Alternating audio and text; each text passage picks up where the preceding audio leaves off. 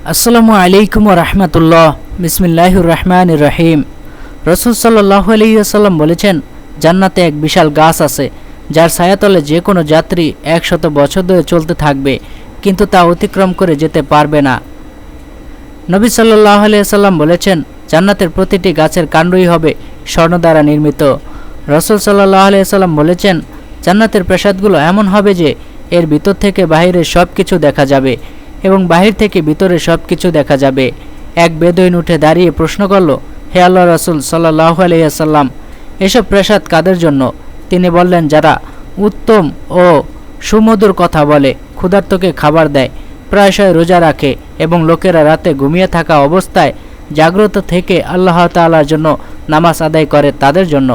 নবী সাল্লাল্লাহু আলাইহি ওয়াসাল্লাম বলেছেন, জান্নাতে দুটি বাগান আছে যার সকল পাত্রসমূহ ও অন্যান্য সামগ্রী রূপা দিয়ে নির্মিত, এবং আরও দুটি বাগান আছে যার পাত্রসমূহ ও এতে যা কিছু আছে সবই স্বর্ণ দিয়ে নির্মিত। আর আদন নামক জান্নাতে মানুষ ও তাদের পালনকর্তার সাক্ষাতের মাঝে মহাপরাক্রমশালীর গৌরবের চাদর ছাড়া আর কিছুই অন্তরাল থাকবে না। রাসূল সাল্লাল্লাহু আলাইহি ওয়াসাল্লাম বলেছেন, জান্নাতের 100 স্তর ধাপ রয়েছে, প্রত্যেক 2 স্তরের মাঝখানে রয়েছে 100 বছরের ব্যবধান।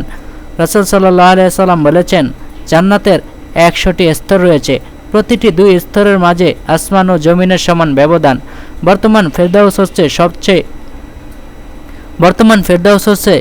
সবচেয়ে উঁচু স্তরের জান্নাত। সেখান থেকেই জান্নাতের 4টি ঝর্ণা প্রবাহিত হয় এবং এর উপরেই আল্লাহ তাআলার আরশ স্থাপিত।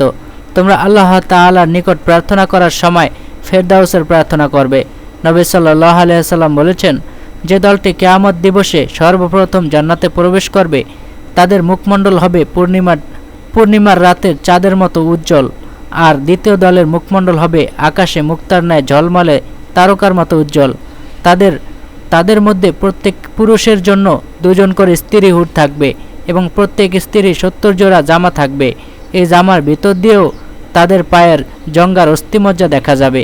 সুবহানাল্লাহ।